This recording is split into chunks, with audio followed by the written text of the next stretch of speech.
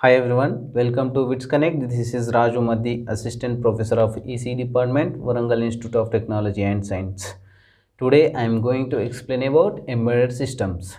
Before going to discuss about embedded systems, what is mean by system? A system is a way of working, organizing or doing one or many tasks according to fixed program and set of rules, and system is an also arrangement in which all its units are assembled and work together. That means all units are assembled together and this will be used to work specific applications. For example, when we take an analog clock, consider this is as a system.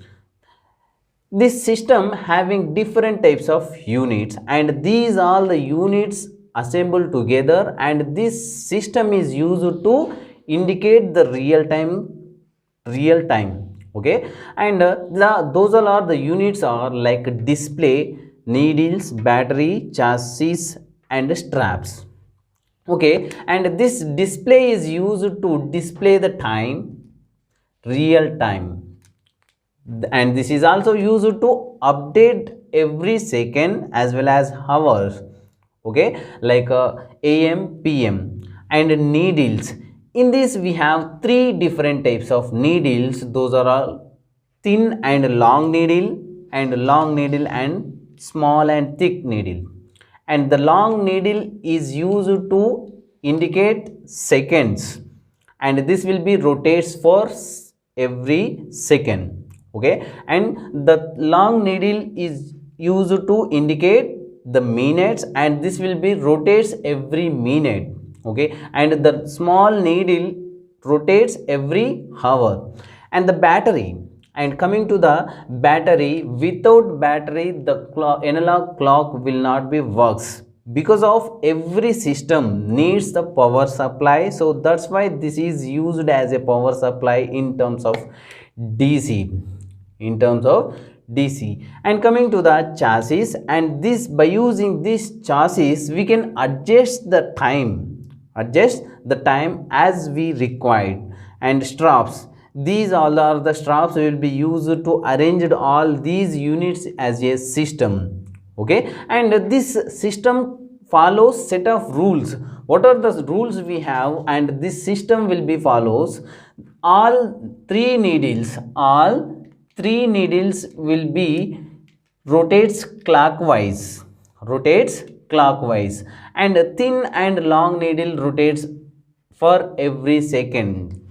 Thin and long needle rotates for every second, and this will be comes to the same position of after 1 minute or 60 seconds.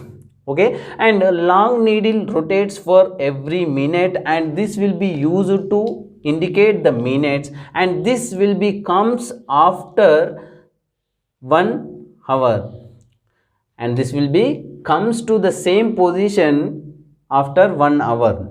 And thin needle rotates for every hour, and this will be used to indicate the hours. This will be used to indicate the hours, and this will be comes to the same position after 12 hours. 12 hours. And all these needles meets at same position. All these three needles meets at same position for two times for a day.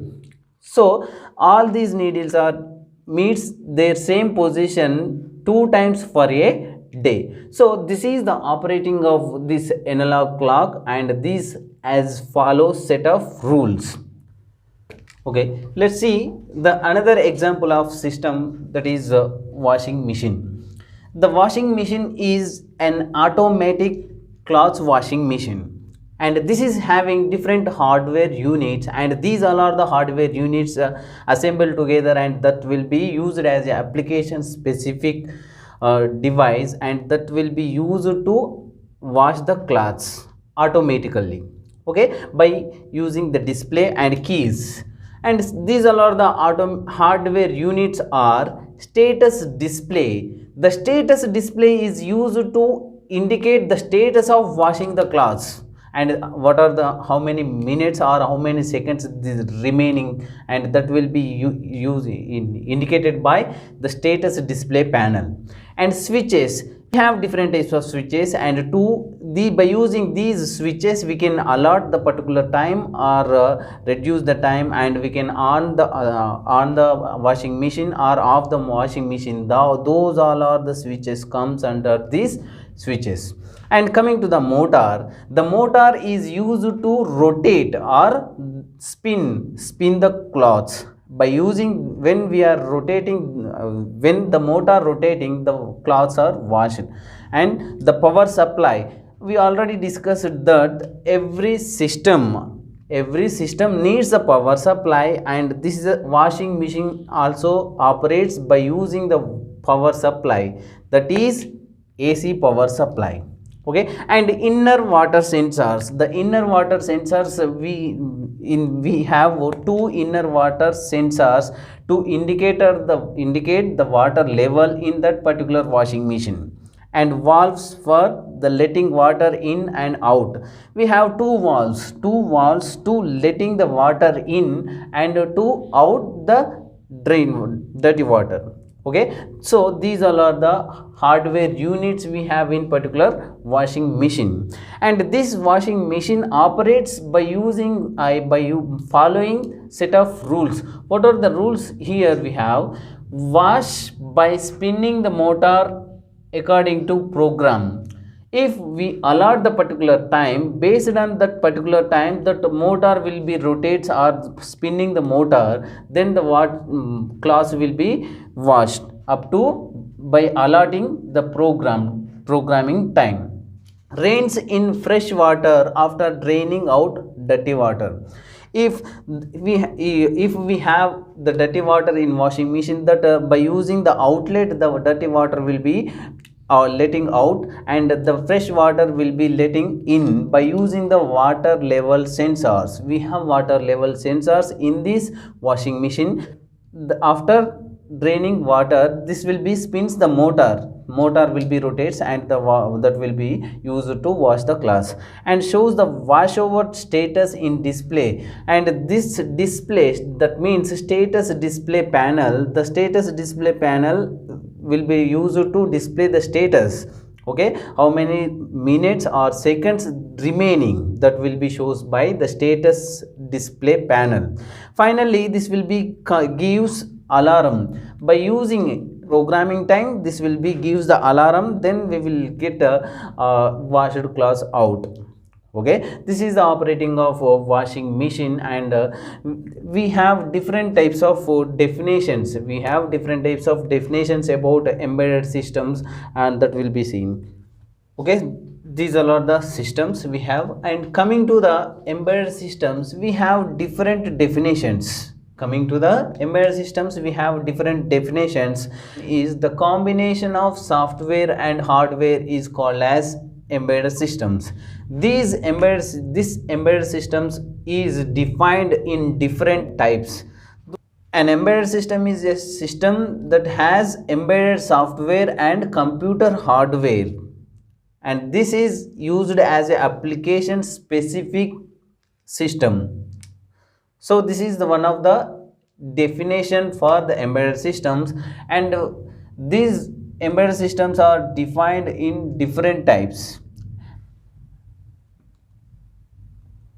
Todd D. Morton.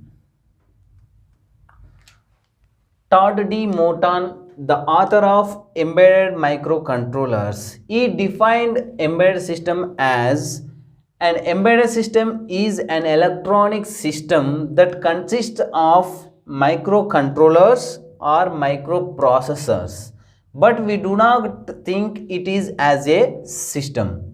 So he defined is in way like that, and those all are the definitions for the embedded systems. And the best example for the embedded system is computer.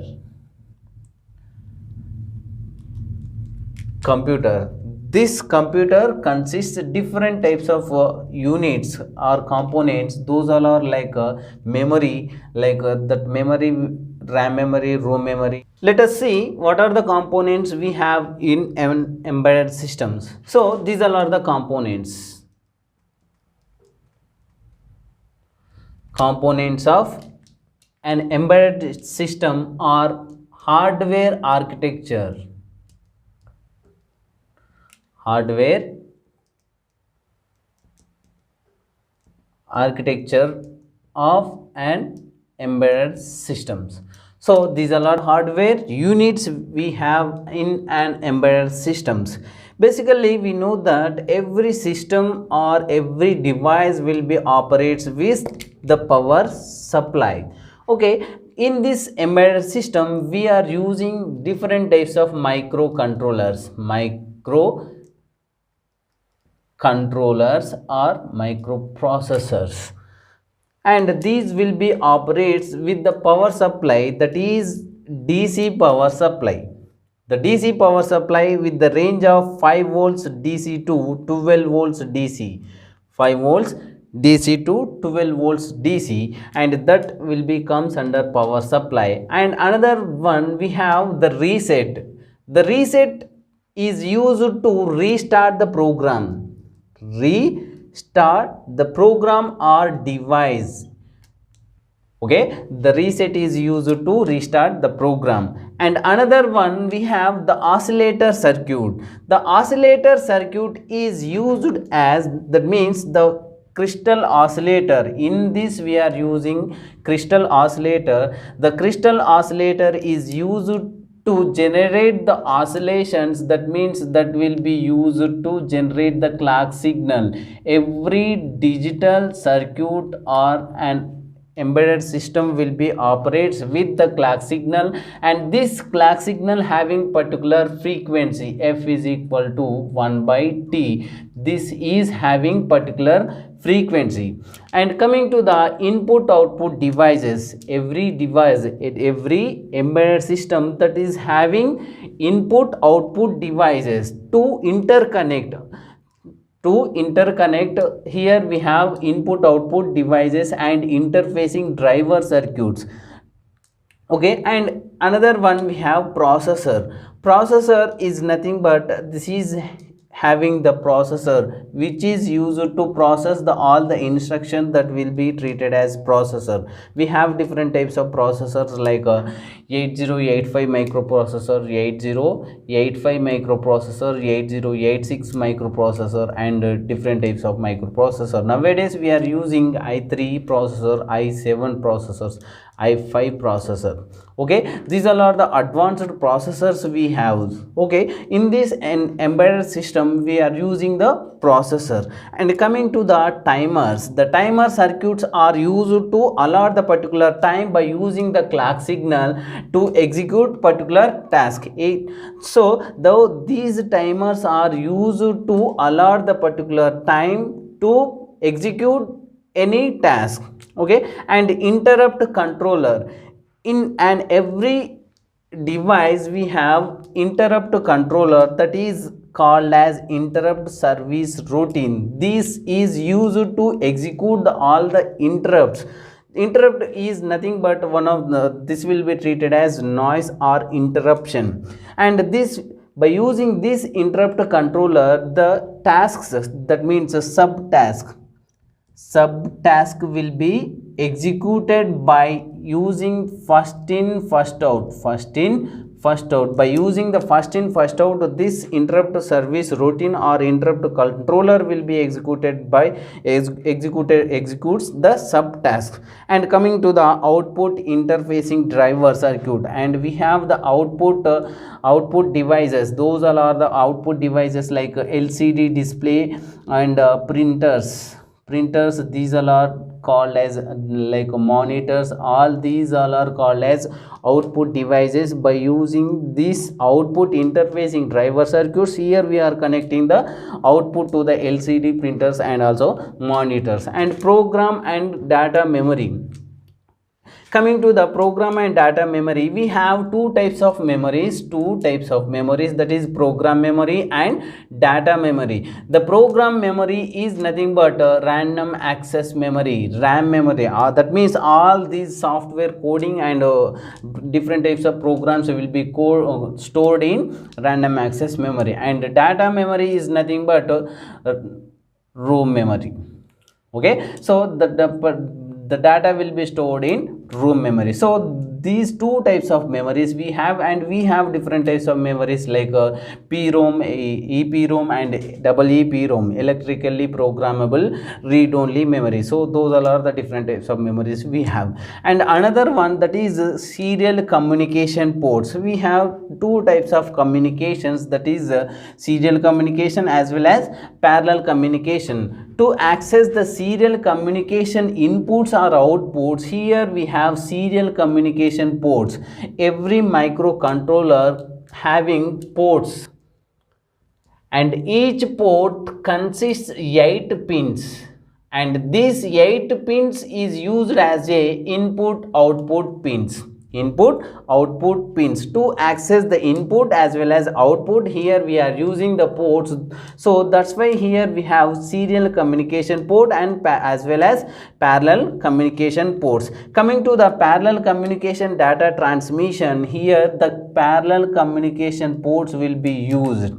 Okay, and system application specific circuits. We have system application specific circuits, that means to access the modem, modem and RS-232, these all are called as a system application specific circuit. So this is the internal architecture of an embedded system, and these all are the hardware components we have in an embedded system. By using these all the components, that will be used as a application specific system, okay, that will be used to execute particular task. Thank you.